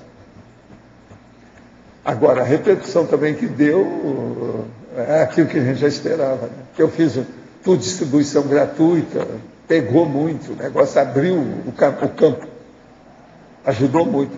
Foi aí que nós passamos depois para fazer o processo do Instituto, para abrir, né? Começar a abrir as instituições, que era o caso nosso. Tudo. Mas ainda tinha muito serviço para fazer. Tudo isso já estava programado. Agora, eu não sabia se ia ser aqui ou não. Eu olhei um monte de lugares para examinar isso. Muito lugar, no Brasil, até fora do Brasil. Para ver onde é que eu ia fazer a matriz, a sede do processo para trabalhar. Então, foi tudo de caso pensado. Agora, por exemplo, quando eu estava trabalhando lá para arranjar os processos também de Itacoatiara, foi assim também. Eu fui estudar o lugar para ver como é que seria. Mas isso já, as coisas aqui já estavam caminhando, já tinha uma certa ideia. Mas isso foi antes de Foz também. Eu olhei uma série, hein? Não, lá eu estava olhando. Por exemplo, você sabe a Marambaia? Eu estive lá para ver se seria bom, porque lá tem um ambiente bom. A Marambaia, tem Restinga da Marambaia. Mas é que não dava, porque eu tinha que ter um lugar que tivesse aeroporto, de preferência internacional, do jeito que é aqui, é um dos processos mais sérios que tem. Aeroporto, eu tenho sempre relação com isso. E Uberaba eu fiz lá, naquele bairro, junto ao aeroporto. Aqui também é junto ao aeroporto. Tudo de propósito. Tem? Agora, eu quero saber o seguinte, cadê os 500? Eu não estou falando do Conselho dos 500, não. Estou falando dos 500 verbetógrafos. São esses que eu quero ver. Falta aí mais 400. Estou esperando para ver como é que é. Agora, quero agradecer muito a nossa Maria Regina, que fez um belo serviço hoje. E para ela, quantos são? Viu? Vocês estão ouvindo bem? Eles vão falar aqui. 300 para você, tá? Olha o Recife aí e passa mais 300. Nós esperamos. Tá ok? Tá ok. Muitas graças. Vamos começar. Ela é boa. Os nossos comerciais, por favor. Obrigado. As pontuações de hoje: 76 assinaturas no livro de presença, 15 perguntas presenciais, 27 perguntas online, 35 votos presenciais e 6 votos online. Os recados de hoje: o Júlio sobre Semana da Reeducação, o João Paulo sobre o curso Consim Cobaia, a Amir sobre o Congresso Internacional de Verponologia, a Viviane sobre a prática da tridotação na Invexis e a Nazaré sobre o debate Editares Unicim. Antes com vocês, Eliana, sobre o programa Amigos. Boa tarde. O professor Valdo nos faz um desafio dos 500 herbetógrafos, dos 500 conselheiros do Conselho dos 500, dos 500 amigos da enciclopédia também. É o nosso desafio. Hoje nós já estamos com mais de 445 amigos da enciclopédia. Eu acho que nós vamos chegar antes, hein, nessa marca dos 500. E nós contamos com você, que ainda não é amigo, e com você que teve a sua assinatura vencida recentemente e ainda não lembrou ou não teve a oportunidade de renovar. É fácil, é só entrar em contato com o CAEC no 45 35 25 26 52, com o seu cartão de crédito em até 12 vezes renovar ou aderir. Vamos bater essa marca dos 500 amigos e também dos 500 herbetógrafos e também dos 500 conselheiros do Conselho dos 500. Obrigada. Boa tarde a todos. Eu gostaria de chamar a atenção aqui para 2 eventos que vão acontecer no meio agora da segunda semana da reeducação consciencial, que amanhã, quarta-feira, feriado, nós teremos o curso do professor Marcelo da Luz com a profilaxia das abordagens dogmáticas. Nesse curso, o professor Marcelo vai discutir com a gente uma série de posturas que ele identifica dentro dos voluntários e professores da Conscienciologia. Posturas essas religiosas, traços religiosos. Então, a ideia é que as pessoas fiquem mais lúcidas com relação a esses traços e façam a profilaxia disso. E na quinta-feira, aliás, esse curso é no discernimento amanhã, das 9 às 11h30 e das 15 às 17h30. Já na quinta-feira, nós teremos o curso do professor Hernande Leite, com a temática Fundamentos da Autocientificidade. Então, ele vai trabalhar aspectos relativos à pesquisa, aos fundamentos da cientificidade. Também vai ser no discernimento, das 9 às 11h30 e das 15 às 17h30. Maiores informações na Secretaria do CAEC ou contato@reaprendência.org. Obrigado. Boa tarde, venho falar do curso Consciência Cobaia do Conscienciograma, promovido pela Consciência aqui no CAEC, e que vai ocorrer esse mês, amanhã, quarta-feira, feriado, depois da tertúlia, a partir das 3 horas. É um número limitado de vagas, são 3 sorteios para o Consciência Cobaia, lembrando que o Consciência Cobaia é voluntário, quem não quiser não precisa entrar no sorteio e pode sim participar da dinâmica, participar da técnica, dando feedbacks, e quem participa como Consciência Cobaia recebe feedbacks, vê os seus traços respondidos no conscienciograma a partir do olhar do outro, então recebe essa heterocrítica que não tem preço, porque é onde você vê, você é ajudado a ver os seus pontos cegos, a partir do olhar da outra pessoa. Então o curso é amanhã, às 3 da tarde, aqui no CAEC, e maiores informações na recepção. Obrigado, boa tarde. Olá, boa tarde a todos. A Sinvex convida aqueles que estiverem interessados em desenvolver a tridotação consciencial, que é desenvolver o parapsiquismo, a intelectualidade e a comunicabilidade, essas 3 dotações. Ela convida para participar do curso Prática da Tridotação da Invex, que vai acontecer de 23 a 26 de fevereiro de 2012, depois do Carnaval, junto com a semana da Max Proexis. Tá? Esse curso vai contar com o estudo da biografia de JK e os bastidores da Construção de Brasília, e teremos como um dos professores o autor deste livro, que é o professor Alexandre Nonato. Nós também teremos práticas bioenergéticas com o professor Epicom Mário Oliveira. Maiores informações no e-mail cursos@sinvex.org. Obrigada.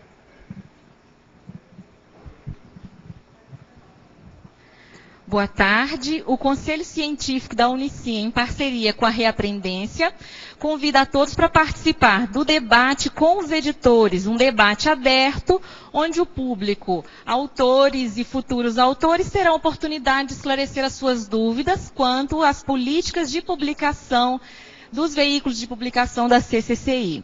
Esse debate é, então, aberto e gratuito, contudo, as inscrições devem ser feitas na Reaprendência, e o debate ocorrerá nesta sexta-feira, 14 de outubro, das 8h30 às 11h30. Muito obrigada. Então, logo depois do debate, o debate acaba às 11h30, a gente vem para a tertúlia, depois disso, a gente faz a abertura do 2º Congresso Internacional de Herponologia. Esse eu não posso dizer que é gratuito, mas eu posso dizer que vale a pena, se você tem a oportunidade, se você tem o tempo, vale a pena fazer essa inscrição.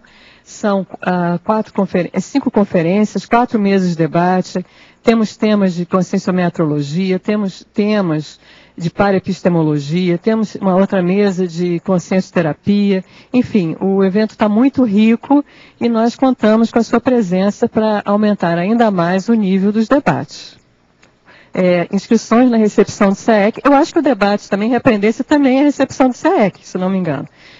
Telefone 45 35 25 26 52. Confirmado pela Neida, as inscrições do debate também na recepção do CAEC, nesse telefone que eu dei. Obrigada.